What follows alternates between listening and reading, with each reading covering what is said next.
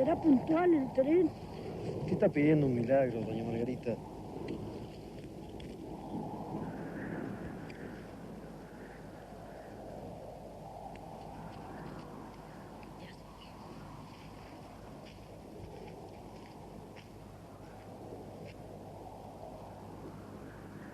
Querida Margarita, si todo resulta de acuerdo a mi pedido, en el momento que leas esta carta vas a estar por encontrarte conmigo. Las imágenes que acabamos de ver tienen relación directa con el personaje que hoy hemos elegido para este ciclo que hemos dado en llamar Sepia. Una historia de Esquel en fragmentos. Y este personaje, que ha sido un personaje muy querido, una persona muy respetada y admirada por muchísimas de sus características en la población de Esquel, es Sonia Kreiserburg. La escuela número 179 de nuestra ciudad lleva su nombre, aunque aparece con el nombre de Sofía. Para todos nosotros y para todos los que la conocieron y la quisieron, el nombre de Sonia aparece ligado a muchísimas actividades culturales, algunos libros, a esta película que con la temática de las huelgas patagónicas de los años 1920 y 21, ambientada en la Patagonia, se filmó en Esquel en el mes de diciembre de 1995. Al año siguiente se estrenó, y se estrenó en el Auditorio Municipal. Actuamos muchísimos vecinos de acá de Esquel, algunos actores, otros no actores, niños, hijos de algunos de nosotros, alumnos, exalumnos, algunos profesores, algunos vecinos. Una película que movilizó mucho a esta comunidad y que lamentablemente en el momento de su estreno, creo que fue marzo de 1996, o quizás abril, ya no contaba, paradójicamente, con esta Sonia Kreiserburg, que abre y cierra la película haciendo el personaje anciano de una cocinera de estancia que en cierto modo lleva el relato de la película. Para muchos de nosotros, Sonia representó una especie de referente de las actividades culturales. En la década del 80, Virginia Orí, una inquieta escritora del norte, diríamos, ¿no?, de la zona pampeana de Buenos Aires, vino a nuestra región, tomó contacto con mucha gente ligada a la Dirección de Cultura, conoció personajes y escribió acerca de algunos de ellos. Y escribió algo muy, pero muy tierno, muy lindo, de Sonia Kreiserburg. En este libro, que se llama Mujeres en Tierra de Hombres, dice Virginia Orí, la autora: el día que conocí a Sonia me preguntó qué estudiaba. Me resultó extraña la pregunta. Lo común es preguntar en qué se trabaja cuando el interrogado tiene determinada edad. Ella terminaba ese año la Escuela Superior de Música. Antes había estudiado otras 2 carreras y previamente había hecho la secundaria en la escuela normal, había trabajado en la escuela normal y también en la escuela de comercio. Sonia había empezado a estudiar a los 42 años.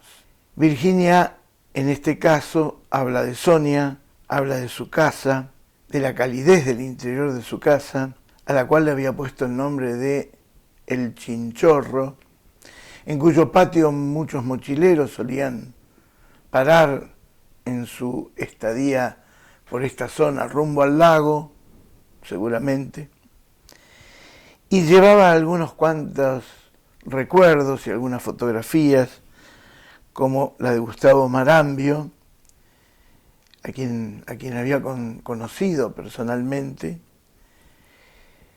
otras fotos de amigos, algo relacionado con sus actividades culturales y con sus escuelas y con su biblioteca.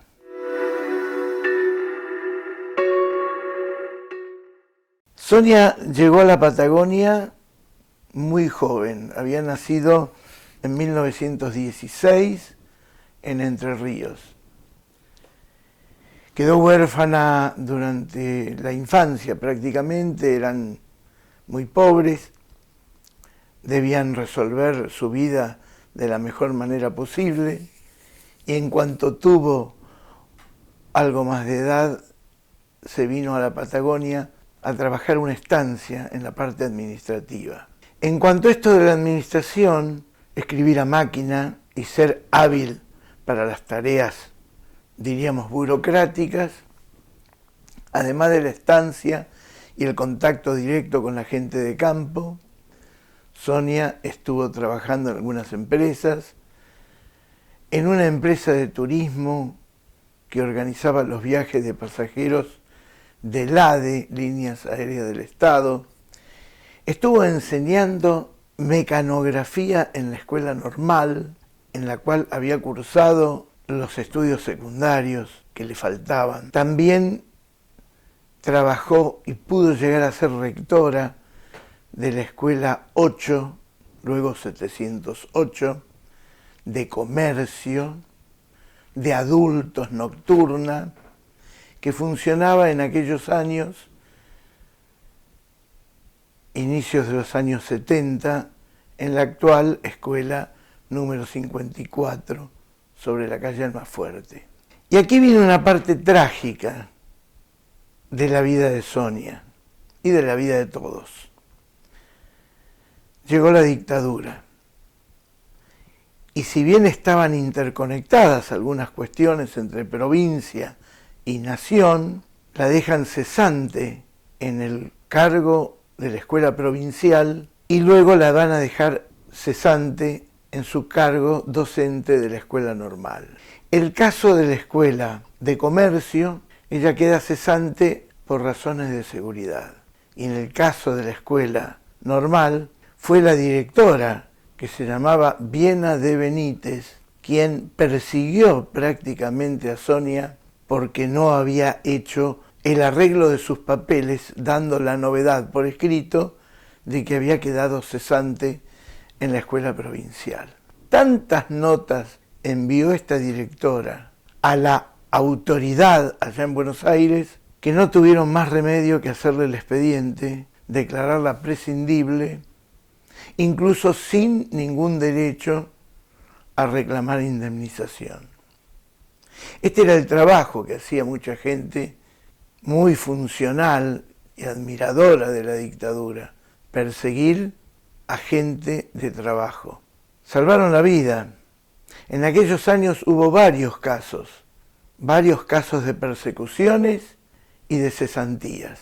Antes de la dictadura había ocurrido con Julieta Kibling, directora de la Escuela Normal, y con Miguel Ángel Guereña, vicedirector de la Escuela Normal. Cuando arranca la dictadura, son perseguidos algunos profesores. El caso de la familia Coralini tuvo también en varios momentos apremios y cesantía. El caso de Daniel García, a quien hemos visto en alguna foto de la película, porque también trabajó en ella, pero sí pudo trabajar en la escuela normal por estas cuestiones de paternalismo que tuvo un director posterior a Viena de Benítez. Cuando vuelve la democracia, tanto en la provincia como en la nación, en 1984, reincorporan a muchísimos docentes cesanteados, les reconocen la antigüedad y en el caso de Sonia le reconocen la antigüedad y el cargo, pero ella misma decide jubilarse por razones de edad. Si Sonia nace en 1916, en el momento del golpe tiene 60 años. Para quienes conocieron a Sonia y quienes la pueden ver ahora, después de mucho tiempo, en alguna de estas fotografías o en esos pantallazos de la película Flores amarillas en la ventana, se podrán preguntar en qué medida Sonia Kreiselburg, con ese físico pequeño, con ese rostro permanente de abuela, con esas canas brillantes, blancas, con ese don de ternura y don de gente, en qué medida podía ser una peligrosa subversiva. De ninguna manera. Pero así son las cosas en los tiempos de la dictadura. Sonia también estudió profesorado de letras durante un tiempo que funcionó esa carrera en la Universidad de la Patagonia, en las aulas de la escuela normal, que eran facilitadas a tal efecto, porque todavía no estaba el edificio sobre la ruta 259.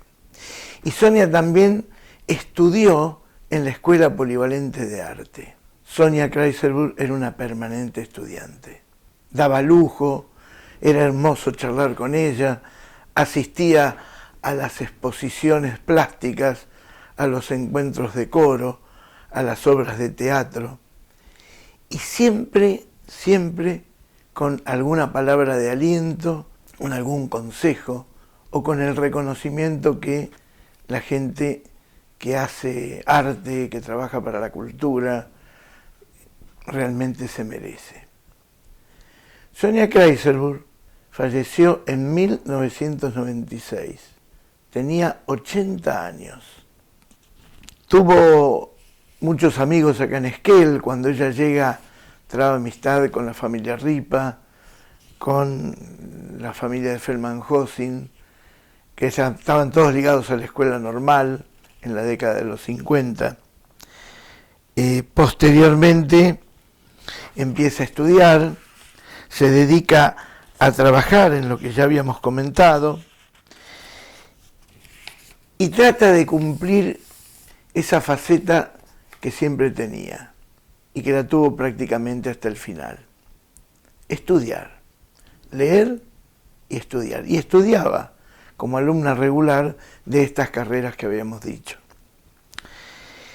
Sonia no tuvo hijos, diríamos, de punto de vista biológico, pero crió sobrinos y tuvo nietas y nietos. Ella decía que eran sus nietos del alma y sus hijos del alma.